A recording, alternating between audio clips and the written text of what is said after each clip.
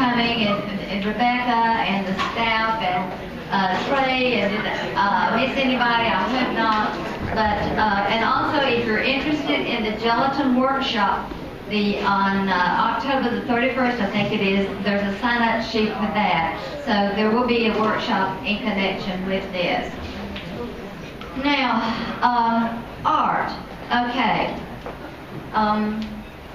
I hear a lot of artists say that a lot of times they do art to express themselves, to find out who they are.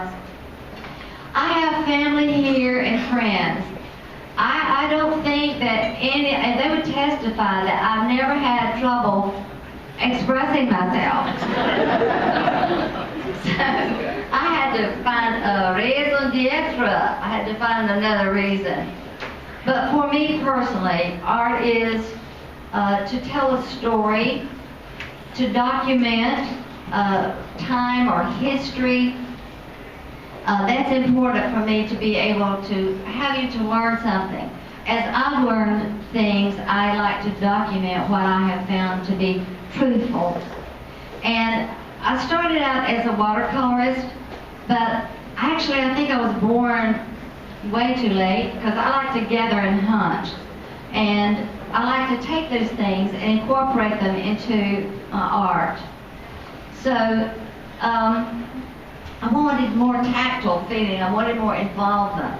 And so making fresco and doing handmade paper seemed to fit that bill. And that's what you'll see in the gallery back here. You'll see a little bit of the watercolor. You're going to see some of the equipment that I use to make, and it's very simple, it's very primitive. And I could have prettied it up, but that's the way it is. And it's, most of the time when I'm dressed, it's got holes in it, or I've got paint or something like that. So I'm really dressed up tonight. I bought a new outfit, so all right. But so the fresco, maybe some of you don't even know what a fresco is. But in the simplest terms, it is simply painting on wet plaster. And you will see a little bit of the tools and what I use. The same thing with handmade paper. What you will see in the gallery to my left is primarily done with no paint brush, but it is dyed paper pulp, which I apply with my hands or sometimes with a palette knife. And I will sculpt with my hands or just pour it. So, now, paintings. Holy Land Revisited. And some of these titles are for memories or things that I wanted to say. And if you get a secondary meaning out of some of these, I hope that you will. So, I guess a good place to start is the heavens.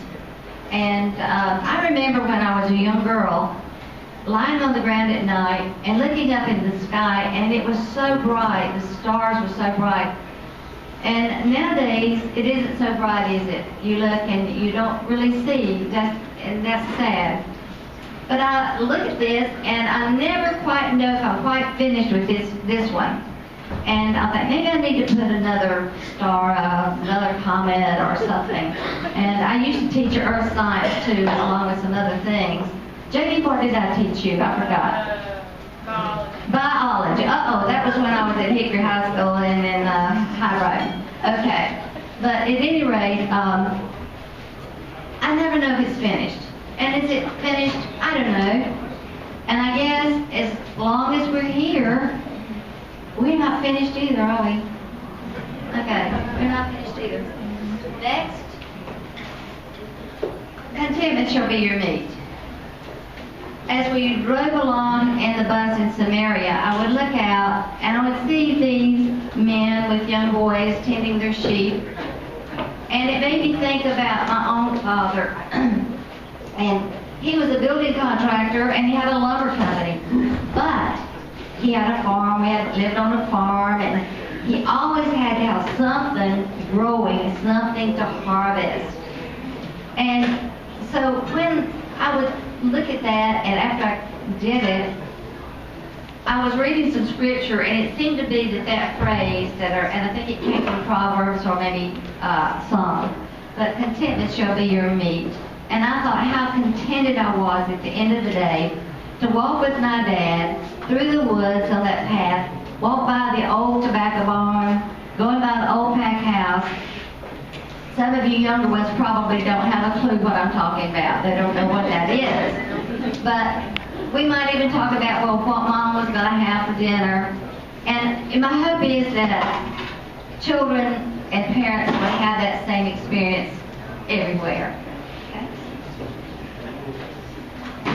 Thy soul's thirst shall be satisfied. This is another one that was came from a scriptural passage. But women have gathered water from rivers and streams and springs and wells forever to feed or cook with their families. It's a great place for fellowship and communication. And I didn't at first have these women in there, but after rains, and sometimes they can be torrential, there'll be a lot of water.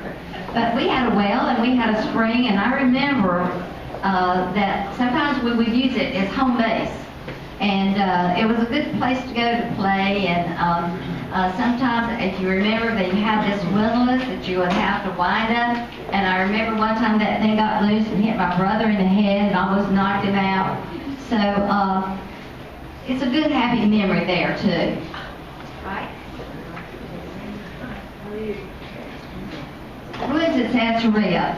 This is where King Saul actually met his demise, where he killed himself, actually. And there are large structures there that have been handmade, built by human beings. But we have to realize that everything we do is temporal on this life. We're here only part-time. We are not here permanently. So I think that's a good thought for all of us to keep that in mind, and it helps us to keep our perspectives. Midst thy dark streets shineth. Not many of us have ever really experienced 100% dark. I did only one time, and it was spelunking, cave exploration. And I remember we had a professor and a child that almost lost it in there. And you just yearn for a flicker of light. And it made me think of when I was a preschooler. And I was in the Sunbeam Bands, and we had a watchword, and that watchword was Isaiah 61, and it was, "In part, thy light has come." So we can be thankful that we have a light to go to. Narrow is the path. Oh my, the most narrow path I've ever been on was in the rainforest of Costa Rica. And I talked to some gentleman here tonight. He said he had had a 1,000-mile journey on a horse. Well, I had a ride up the top of the mountain on this wild horse. Well, if any of you know anything about horses, when you turn that thing around, it wants to go back to the barn. And it wants to go back to the barn in a hurry.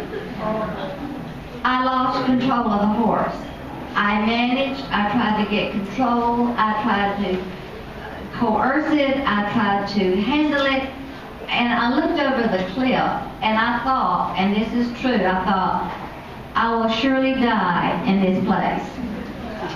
I thought, well, if I'm going to die, I'm going to go out in a blaze of glory. And I did something. I turned loose. I let go. And it was a glorious ride. So sometimes what we have to do, we have to turn loose too, to get ahead.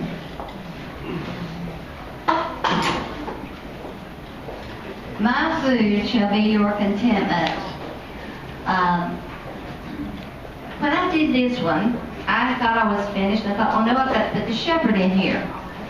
But then I thought, well, you know, in a perfect world, there doesn't have to be a shepherd. There's no fear There's nothing really to be afraid of. And so I decided not to put a shelter because all is at peace.